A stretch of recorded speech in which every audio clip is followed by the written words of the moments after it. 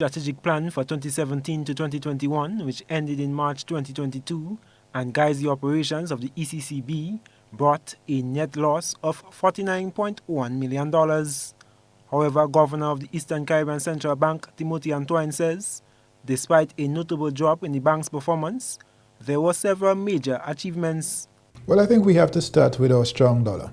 That's where it starts. We advocated in our strategic plan a strong and stable EC dollar. Many people take that for granted because we've had a stable dollar for so long. But it does require us to work every day to ensure the stability of our dollar. And throughout the strategic plan period, we did in fact maintain a very strong and stable EC dollar. In fact, the reserves of the bank have grown significantly from just under 5 billion to just under 6 billion EC dollars.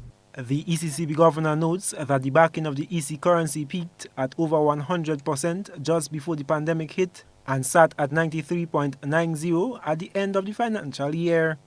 Secondly, I think it's financial stability. So if you look at our banks, we were able to see over this period stability in our banking system. Our banking system remains sound. And we must not forget the difficulties of the previous period when we had some bank failures and the need for resolution. The reality is that our banks have remained very stable. In fact, the capital of our banks have, across the bank, the capital adequacy has improved, and so has liquidity. Governor Antoine says throughout the pandemic, no commercial bank in the ECCU came to the central bank for liquidity support, which he believes is a testimony to banks' financial stability. He explains that the banks were able to depend on strong capital and liquidity buffers, which were set prior to the pandemic. And I don't think we should overlook the fact as well, during this period, we have in fact had to oversee a transition as the Canadian banks have exited our region.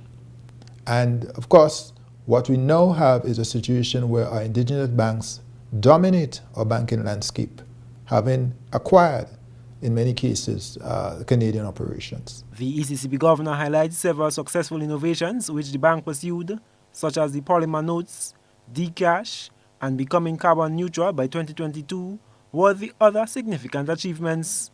I am Gerard.